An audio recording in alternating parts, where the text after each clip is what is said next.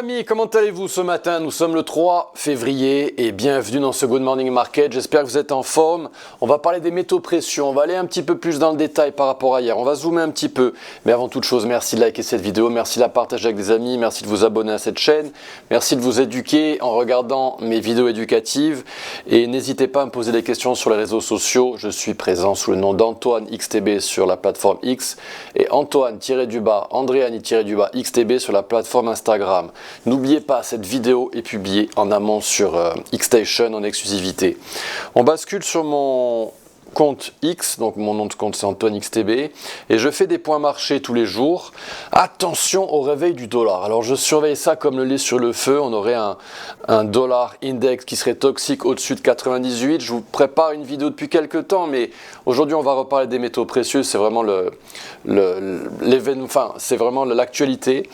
On a le Nasdaq qui est dans un triangle ascendant. Il a beaucoup progressé ces dernières séances. Je vais vous proposer un setup sur la plateforme X que je posterai ce matin.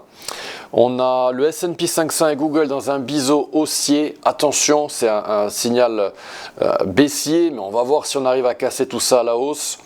Bitcoin, lui, est fragile, il tente de suivre et j'ai aussi une vidéo en préparation pour Bitcoin pour vous. L'or peut-être atteindra 4300 $ et l'argent peut-être 70 $. On va en parler aujourd'hui. Le pétrole, lui, est à son support en H4.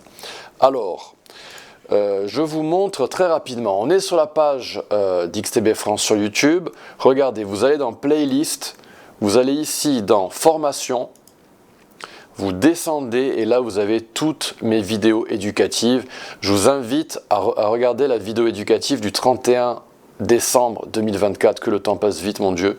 C'était la vidéo concernant les replis, comment les vendre avec Fibonacci, qu'est-ce qu'un mouvement mesuré baissier. Je vous invite vraiment à regarder ces vidéos pour bien comprendre le GMM en général, mais notamment celui d'aujourd'hui. Alors, je me mets en plein écran. Aujourd'hui, on a les stocks de brut à 22h40 venant de l'API. Et aujourd'hui, on va analyser le gold. Alors hier, je vous disais peut-être qu'on allait avoir un triangle qui allait être supporté par cette ligne de support. Et puis peut-être qu'on finira par le casser à la baisse. En tout cas, le setup en mode investisseur, c'est celui-ci, avec un support à 4546. Vous le voyez ici. 4545 et au plus bas 4300 $. Il est possible qu'on n'y aille pas, mais si jamais on avait cette opportunité à la Golden Zone, ce serait une très très belle opportunité pour accrocher le wagon en mode investisseur et aller chercher les 6100 $. Pour l'instant on n'y est pas. On va regarder ce qui se passe à l'intérieur de cette structure. Et ici on est en période H1. Alors, en période horaire, bon, on se souvient, on avait eu ces jolis setups, on a vu cette petite vague 4 qu'on avait tradé ensemble avant le dernier pump, pour une vague 5 étendue au sein d'une vague 5 étendue. Vous connaissez le décompte Elliotiste, hein, je vous renvoie la vidéo d'hier, mon décompte prioritaire. Quoi qu'il en soit, attention avec les vagues d'Elliott, vous tradez avec les algos et vous vous orientez éventuellement côté analyse technique avec les vagues d'Elliott. Mais il y a deux mondes, il y a le casque Elliotiste et le casque du trader avec votre système de trading.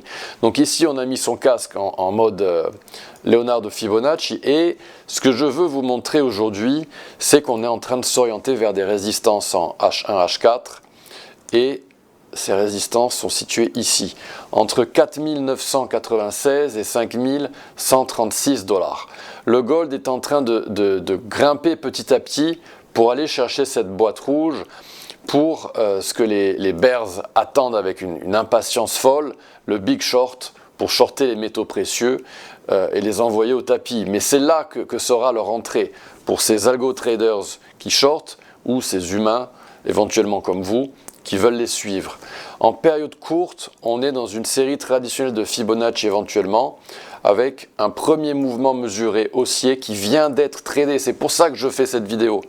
Parce qu'en fait, on est en train de monter et on a atteint 4907 avec ce mouvement mesuré en période 15 minutes. Et donc techniquement, normalement, on doit continuer à trader ainsi en forme d'escalier pour aller chercher cette boîte rouge.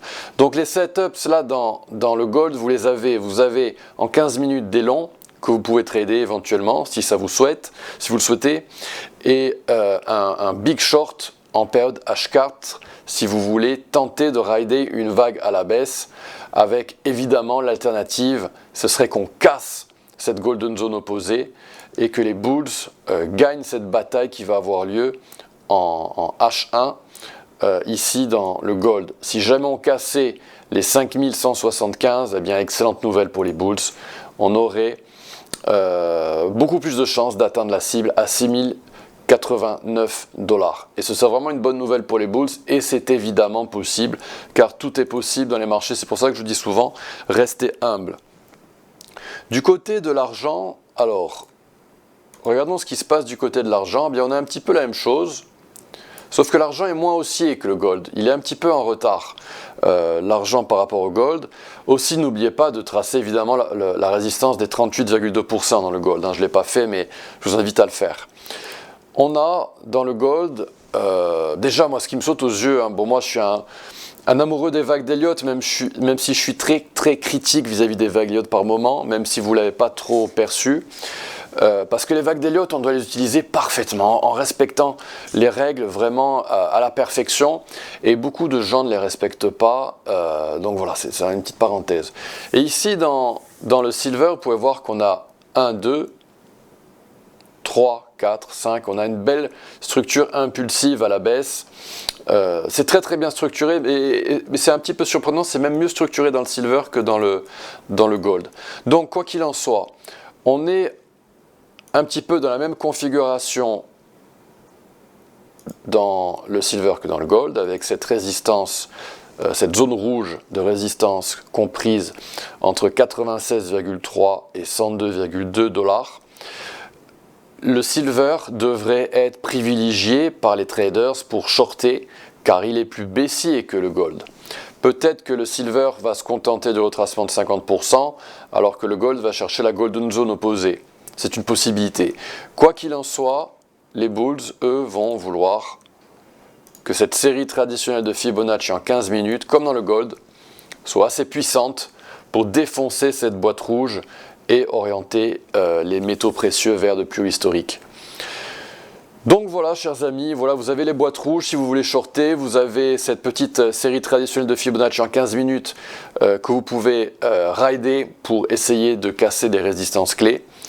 On a Palantir, je ne vous l'ai pas dit, qui a annoncé ses résultats hier soir.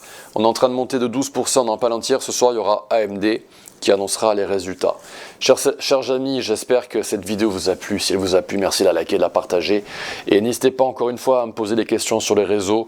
Vous pouvez me trouver très facilement sous le nom de Antoine XTB. Je vous mets les pseudos ici. Antoine XTB sur X et Antoine-Andriani-XTB sur Instagram. Très belle journée. À bientôt. Au revoir.